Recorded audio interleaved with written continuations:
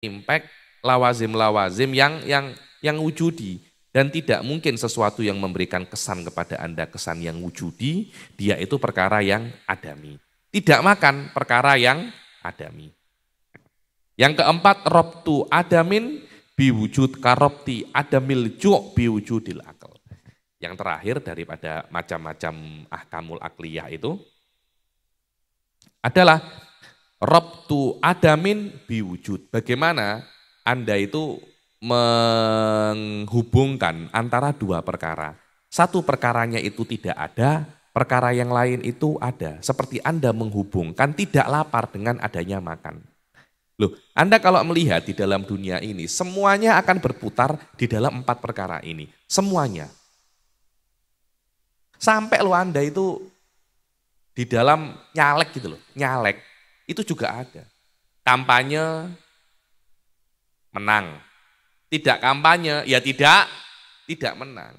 Kadangkala Anda itu sudah kampanye tapi tidak menang. Kadangkala itu semacam itu, menunjukkan bahwasanya tugas Anda itu hanya berusaha. Tugas Anda itu hanya muqaddimah. Adapun hasilnya serahkan kepada Allah Subhanahu wa taala. Hampir semua di dalam dunia ini akan berputar di dalam perkara-perkara semacam ini. Anda tengok apa? Mau buat contoh apa? Oh, ada lampu terang.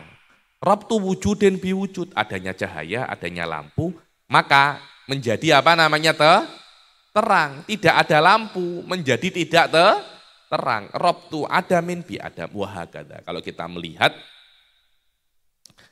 kita melihat daripada yang ada di dunia tidak akan keluar daripada 4 perkara ini. Sekarang kita akan masuk ke hukum yang selanjutnya, yaitu hukum akli. Hukum akli ini penting sekali. Bahkan karena pentingnya hukum akli, Imamul Haramain Al-Juwaini itu sampai mengatakan, barang siapa yang tidak mengetahui hukum akli, maka dia itu tidak punya akal. Padahal akal itu sangat penting sekali. Yang membedakan manusia dan hewan itu ya akalnya. Kalau sapi punya akal, waduh sapi ini wajib sholat. Bahkan dia itu juga wajib zakat. Dulu itu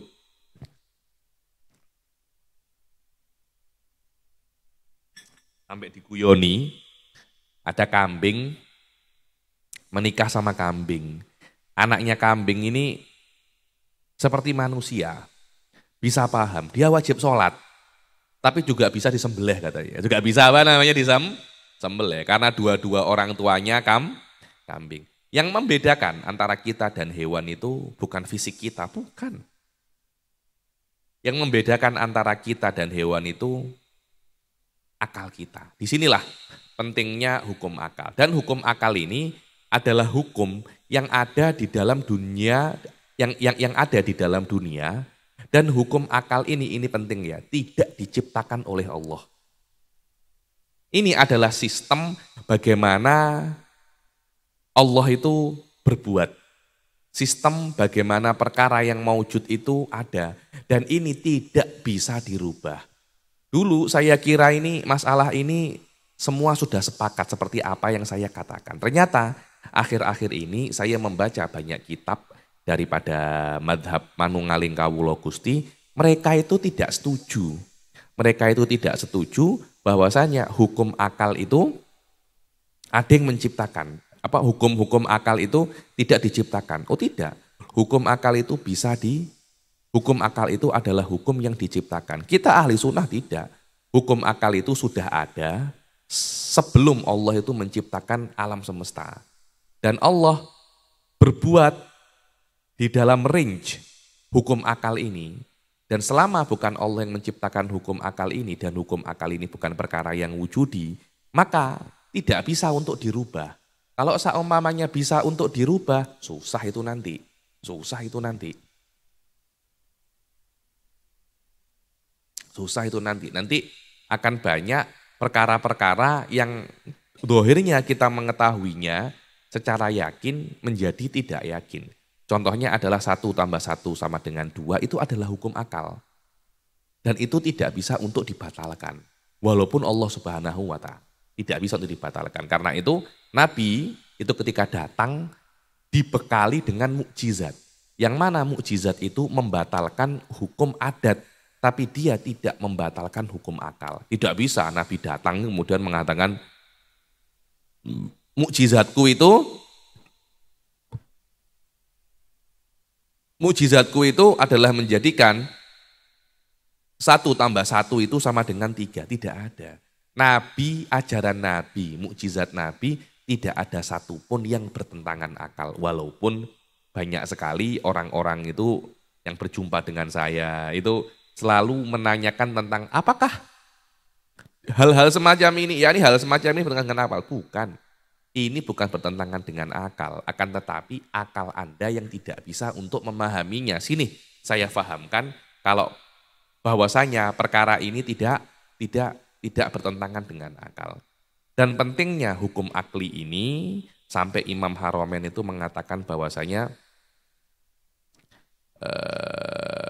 barang siapa yang tidak mengetahui apa makna wajib, jais, dan mustahil, maka dia itu tidak punya akal. Tidak punya apa namanya? Tidak punya akal. Dan nanti bila-bila akan saya sebutkan, memang ada beberapa kaum daripada filosof yang dia itu mengingkari beberapa hukum akal. Di antaranya yang kita kenal itu dengan nama sofis. Sofis ini yang terakhir ini ada kelompok namanya Manunggaling Kawula Gusti. Dia itu mengingkari hukum akal. Dengan makna hukum akal itu bisa salah, yang menyalahkannya adalah hukum kasyaf. Jadi perkara-perkara yang kontradiksi, itu kontradiksi di dalam akal. Dan kontradiksi di dalam akal itu masih bisa untuk terjadi di level yang lebih tinggi. Kita ahli sunnah tidak bisa. Karena apa yang didapatkan oleh akal itu adalah hakikat. Dan apapun selain daripada akal tidak boleh untuk bertentangan dengan akal. Wa ammal hukmul akli fahuwa itsbatu amrin au nafyuhu min ghairi tawaqqufin ala takarrurin wala wad'u wadi'in. Adapun yang namanya hukum akli itu adalah bagaimana Anda menghubungkan, yakni Anda menghukumi sesuatu atau menafikan hukum terhadap sesuatu tanpa tergantung dengan keterulangan atau tanpa keinginan orang lain. Contohnya 1+1 itu sama dengan 2. 1+1 itu sama dengan 2. Ini adalah hukum akal. Anda tidak boleh, Anda tidak perlu untuk menghukumi 1+1 itu sama dengan 2 dengan terulang-ulang. Saya mau 1+1 sama dengan 2, besok sama dengan 2, besok sama dengan 2. Saya tidak akan menghukumi 1+1 itu sama dengan 2 kecuali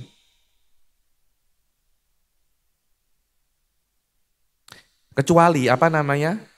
Kecuali sudah berkali-kali terjadi. Tidak perlu semacam itu. Tidak perlu semacam itu. Cukup sekali saja 1+1 sama dengan 2. Akal sudah bisa untuk memahaminya. Tidak perlu terulang-ulang. Atau watu wate ini ada keinginan daripada orang lain. Oh, kalau saya menginginkan 1+1 itu sama dengan 2, ya boleh. Kalau tidak, ya 1+1 sama dengan 3. Tidak ada itu. Karena itu, qudratullah la tata'allaq dengan mengganti wajibul hukum akli ini. Maknanya kalau ada pun Nabi tidak akan bisa untuk mengganti al-wajibul akli ini. Inilah pentingnya hukum akli ini. Ini adalah semacam apa ya menurut saya ya? Semacam dasar bagi kita untuk berpikir. Dengan arti apapun yang bertentangan dengan hukum akli ini mesti ditakwil. Karena hukum akli ini adalah hukum yang paling kuat. Contohnya di dalam Al-Quran Ustadz Yunus, kalau ada ayat Al-Quran bertentangan dengan hukum akli, bukan hukum aklinya yang disalahkan, tapi ayatnya mesti ditakwil. Zahirnya ayat ini salah. Kenapa? Karena bertentangan dengan apa namanya hukum akli. Hukum akli. Dohirnya hadis ini salah. Karena bertentangan dengan hukum akli. Lu ini adalah bagaimana cara ahli sunnah wal jamaah itu berpikir. Sebagian daripada kelompok diantaranya adalah Manunggaling Kawula Gusti mengatakan kalau ada ayat bertentangan dengan hukum akalnya yang masih belum sampai derajat ayat. Loh ini sangat bertentangan sekali dengan ahli sunnah wal jamaah. Ya memang ini masih akal. Anda masih belum sampai hakikat. Anda masih sampai syariat. Anda belum sampai apa? Hakikat. Kalau Anda sudah sampai hakikat, insya Allah Anda akan bisa paham dan menerima hal ini. Nanti sama, nanti ada orang datang ke kita mengatakan saya ini bisa ngomong sama semut. Apa itu? Ashkoliin nama.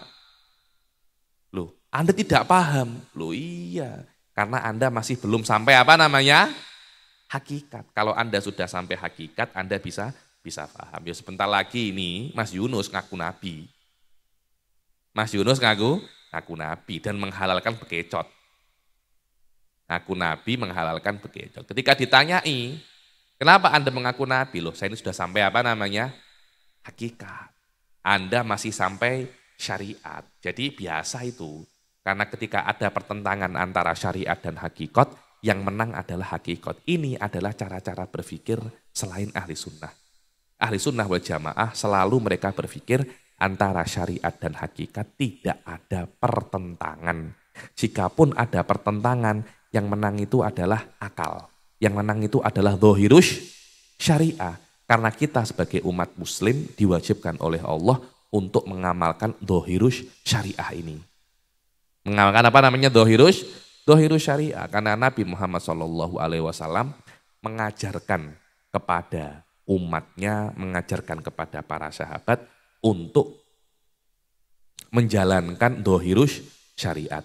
Selain dhahirus syariat tidak boleh. Adapun kalau Anda itu ingin hakikat yang tidak bertentangan dengan dhahirus syariat. Jadi saya ini tidak sholat, tidak boleh. Itu adalah ajaran hakikat yang salah. Karena hakikatnya bertentangan dengan dhahirus syariah. Iya kan kamu itu masih belum sampai. Kalau kamu sudah sampai, kamu akan paham. Cara-cara berpikir semacam ini itu jelas bukan cara berpikir ahli sunnah. Itu adalah sekte-sekte yang tidak benar di dalam apa namanya Islam. Ini kalau saya cerita masalah ini, dowo nanti. Karena saya itu banyak sekali mendapatkan saya banyak sekali mendapatkan orang-orang yang tertipu dengan hal-hal semacam ini. Akhirnya otaknya dia itu sudah sudah dedel. Karena yaitu diiming-imingi hakikat sudah jelas-jelas salah. Dia mengatakan, enggak, ini masih mungkin benar. Karena mungkin kita yang tidak paham. Ini berbicara tentang apa namanya hakikat. Seorang wali tidak boleh untuk menjadikan orang itu salah paham. Wallahu a'lam. Dikatakan hukum akli itu ada 3. Ada wujub, wal istihalah, wal jawaz. Hukum akli itu ada 3. Ada hukum akli itu namanya wujub, ada istihalah dan ada jawaz. Fal wajib mala yutasawwaru fil akli adamuhu. Dibilang perkara yang wajib itu adalah yang akal tidak bisa untuk menghukumi ini tidak ada. Harus ada, dia tidak mungkin tidak ada. Perkara yang mesti ada dan tidak mungkin dia tidak ada. Kadangkala hal ini Anda bisa pahami tanpa dalil, kadangkala perlu dalil. Contohnya apa? Benda perlu tempat. Benda perlu tempat ini, itu Anda tidak perlu dalil. Kenapa? Apa itu tempat? Tempat itu adalah ruang kosong sekadar benda ini. Benda ini untuk ada di depan saya mesti ada minimal ruang kosong untuk benda ini. Kalau di depan saya itu ada handphone, dia tidak mungkin untuk ada di depan saya. Handphone saya harus hilang dulu, kemudian benda ini baru bisa. Itulah yang namanya setiap benda itu perlu tempat. Dan ini adalah hukum akal.